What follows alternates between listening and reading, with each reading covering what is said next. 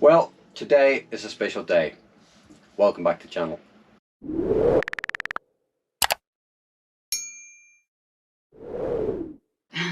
So, nearly 6 years ago, I can't believe it's 6 years, we made a decision to change our lives, and we sold our house, our cars, literally everything we owned, bought a motorhome, and what is it, 1973 days ago, we set off on this journey. We never expected it to last this long.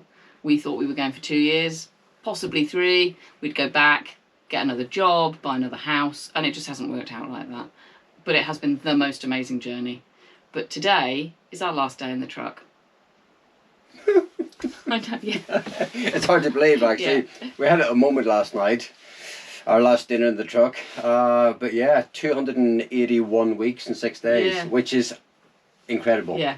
We're not stopping our journey, though. This is just a pause while we build another truck, as most of you know, and go in a slightly different direction. We sat last night over dinner, obviously had a glass of wine, just talking through sort of some of the, what about this and what about that? And so I said, hold on a minute. So I got my book and I've taken note of a few little stats. Obviously we said at one pandemic, we covered 71,000 miles over 33 countries. We've gone through 11 tyres, one clutch, drank 19,730 cups of tea. That's the best guess we work out. I'm not sure how many glasses of wine, but probably more than we care to admit to. A few bottles of red wine, yeah. We've been moved on twice. Not bad going in 5 years. Yeah, one puppy rescue. And my God, we've had endless church bells, call to prayer, barking dogs, cockerels, donkeys. Yeah. And we had 2 holidays in that time as well. We did. Not that any of our family understood why we needed a holiday. Yeah. And that's not to mention the thousands of park ups. Yeah. Border crossings. 33 arguments. No divorce yet. I read that wrong. But here we are, stronger than ever. Yeah. And the biggest thing that you've forgotten in all that time is that we set up 2 websites and a YouTube channel, and we now have a thriving business, which is really what supports us on the road. Indeed. But honestly, it's been one heck of a journey. Like as you said, we never set out to do this. This was just a sort of a break from life. Let's sort of change our lifestyle, what we do. But it was never meant to be permanent. No. But I don't think we'll ever go back now to working for somebody else. I think we'll probably live in a house again at some point, but not, permanently, but not right now. But the driver really was our passion for travel. And we used to tour on a motorcycle, and we loved that. And that was, previous to that, we lived in Germany for over 20 years between us. And we've sort of lived and worked all over the world because we're old. For those of you that don't know, we did actually meet in the Falkland Islands. We did. Long way away. Yeah, and it's been a journey, and I don't mean mileage covered. I mean, it's been a journey in terms of the emotional journey. We've had the ups and downs, that's for sure. But I'm going to stop Phil, because he could talk about this forever. We thought we might just share some of the best bits, some of the worst bits, some of the places we've been, and some of the highlights of the last, 5 years, 4 months and 25 days. Go on then. Let's go. You keep using my line. Okay, so go on then, tell me, where is your best country? I don't actually know, because a lot of them have been great. I loved Norway. I loved Turkey, but for different reasons. I think I loved Norway because it's so dramatic and clean. Spectacular and clean. Yeah, all of those things that we all know about Norway. But Turkey was a bit more in your face. But the people were so lovely. The whole time we were there, I felt cared for. Yeah. By whoever we met, and that I don't think I've ever felt like that in a country before. Not like that. What about you? Where's your favourite? I want to say Morocco, because if you sort of follow our travels, you know that I love Morocco. I always love Morocco, and I want to go back to Morocco. I'm quite envious because it's it's winter, it's almost December, and all I'm seeing is people heading towards Morocco. I'm like, I want to go to Morocco. But we have been there 5 times, and it's a fabulous country. Not without its flaws. But I would have to say on our travels, it probably would be Georgia. Okay. Because it was a bit out there. Yeah. You're on the Russian border, the Caucasus, the mountain range is incredible. And we spent well, if you include Azerbaijan, we spent 6 months touring the Caucasus last year, and that was one. It was a big effort to get there, obviously, because it's across Turkey. But secondly, and then when you're there, you've got these big mountains, and it's very dramatic. It's very different. It's got a very sort of Russian feel about it in terms of it's quite aggressive. Yeah, it felt quite adventurous being there. How they drive, and so that was, that was interesting. And what's the flip side? What's the worst place you've ever been? Where's the place you've liked the least? At the risk of not offending people. I think when we first came into Albania, I had such high expectations, and I was a bit disappointed. That was the north of the country. Yeah, really. but then it spun on its head, and then we loved it. So I felt like that about Croatia. I had this vision of what Croatia was going to be like, but it just didn't pan out for us. I think, one, we were there at the wrong time of year, and two, I think, if you're in a camper van or a smaller vehicle, maybe even in a car, it would be amazing. But a lot of places we just couldn't get to. Yeah. So I don't think we fully appreciated Croatia, and that's our fault, not Croatia's fault. But yeah, I was disappointed. Busy. It was so busy, and everywhere's been busy. Particularly this year, I think we've really noticed how busy it is in comparison to previous years, right through the year, in fact. What about not best places, but the best bits of it? What's been the best bit of travelling, like we do? Well, I loved Albania this year, for southern Albania, for the tracks that we did. For me, it feels like the wilderness. I like the big spaces, so I'm always going to sort of, my response is always going to be the really shitty track that we took that, there's no one else there. You don't know if you're going to get to the end of it. No, actually, one of the best tracks was in Morocco as well. We went beyond the Dadiz Gorge. Your best bits are my worst bits. Yeah, it's true. And here is the compromise. It's always compromise. But I think you're missing something, and because we've talked about this before, I think the best bit for both of us really has been the people, the community. We have these amazing communities on social media, not just our communities, but other groups that we're involved in and sharing. And I see firsthand how people are willing to help out, drop whatever they're doing, go to the aid of somebody. We know somebody in a truck who had a problem. They put a shout out on social media, and within hours there were loads of people there helping them out. I love that side of it, but also the people that we've met on the road. This is quite unexpected to me, really, that we would meet so many like-minded people. Yeah. And make friends for life. And that, for me, has been the standout highlight of the whole metaphorical journey, I think. And I know that I've grown from that. I know people use this term, and you might sort of, I hate that term, but your own tribe. And I genuinely believe that since we've been travelling, we have met a tribe of people that we've been able to connect with. And do you know what? I actually don't care. I was on socials yesterday.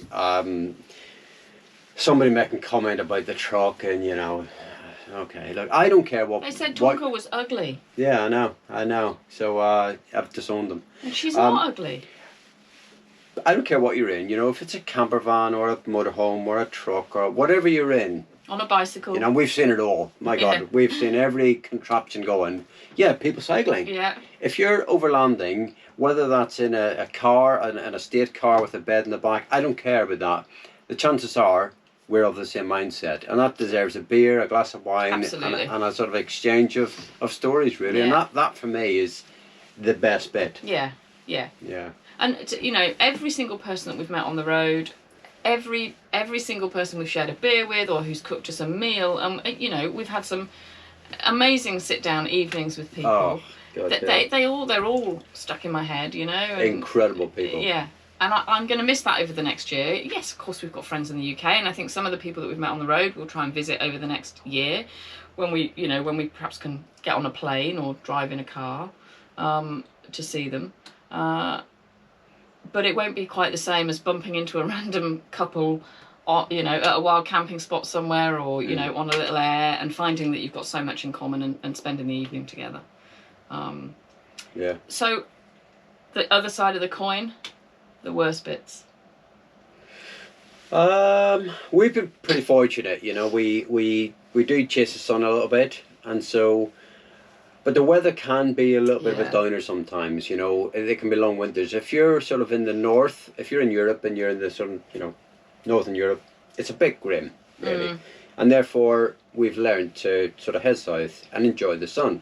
But of course, it's still dark at sort of 4:30. So it can make for long evenings. I like to be outside. So I sort of find myself, I think over the last 2 years, since I've started the YouTube channel, it has bolted me to this seat, which is the downside to having a YouTube channel. It takes such a long time to not only sort of get the content, but then you have to sit and edit it and sort of process it and upload it and all that sort of stuff. So I think for me, probably that element of it, because I like to be outside. I'll be out hiking or, you know. But that the YouTube channel has also been an amazing thing as well. So it's like a blessing and a curse really at the same time. Totally. And I think the websites are the same. They help to fund our travels. I suppose they have become a job. It has become a job. And although we can work when we choose, we still have to work. And so blessing and a curse.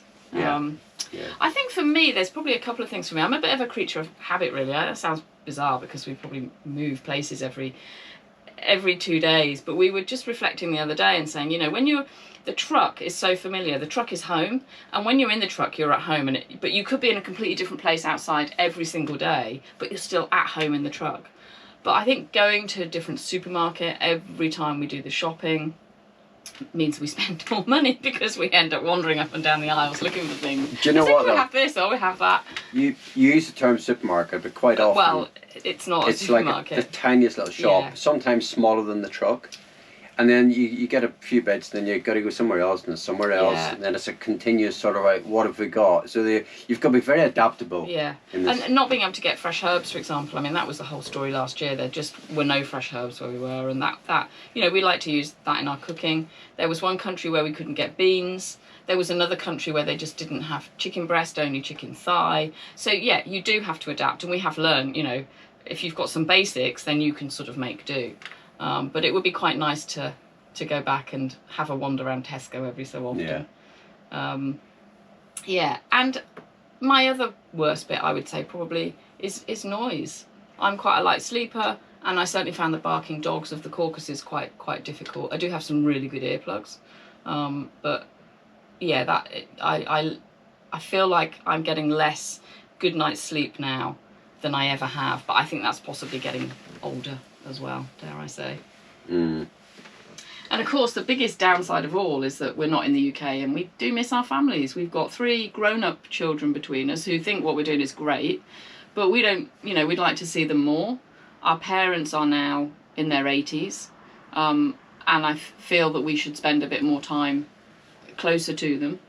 And that's one of the reasons that we're going back to the UK for a year is because of that. It's time to regroup with friends and family. But we can't sit still for a year. We need to do something. So that's why we're going to build another truck. We're really looking forward to that, actually. Although we're both having a bit of ground rush at the moment. We sat here last night and said, oh, God, it's all happening. What have we done?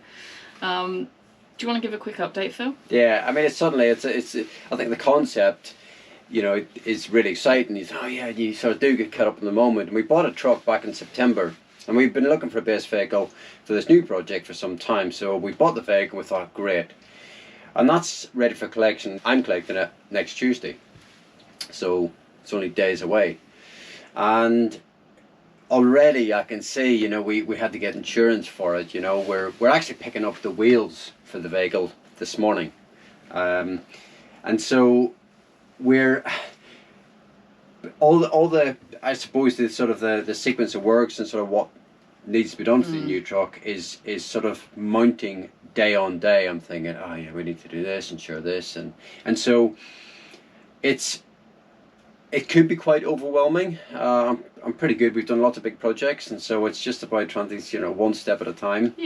But I think equally we're still on the road. So I think once we actually get back, we park Tonka up, give her a good clean, and get her ready for sale. It will all start to become a little bit more manageable, really. Yeah. So yeah, so that's sort of next year mapped out, and if you watch our YouTube channel, you'll know that we've set ourselves a bit of a target with this new truck of a building for under 100k in a year. It's quite challenging. I think we're already seeing that the budget could be very, very tight. We will keep YouTubing, obviously not about our travels, but you know, about the journey of building the truck, and anything else interesting that we get up to that we think you might want to know about. I've lost my train of thought now. No, that's I think that's sort of where we're at, really. Okay. So I've just got two other things I really wanted to say. One, if you are thinking about doing something like we've done, if you're thinking about selling up to live in a truck or a motorhome or whatever, there is a lot of information on our website, The Gap Decaders. Just search The Gap Decaders on Google and you'll find all sorts of information, from how to buy the right vehicle, lots of checklists to keep you safe while you're buying a vehicle, how to actually live, the practicalities of living in a truck or a motorhome. There's a lot of information on there. It's all free. You can also buy our Selling Up to Live in a Motorhome book, which talks about our personal journey and some of the things that we did on the way to making the decision and that helped us. But the final thing I wanted to say really was to every single person out there that we've met on the road. Oh, I'm getting emotional now. Who's helped, who's made us laugh, who's made us cry, who we've shared a bottle of wine with or a meal with. Whether we're still in touch or not, thank you. I can't say any more. Yeah, it's been one heck of a journey. I'm going to miss this little truck. Yeah, me too. Okay, guys, thank you so much for watching. Thank you for all the support on the channel. And, of course, we'll see you next time round. Take care. Bye for now. Bye. Sorry, I didn't mean to do that.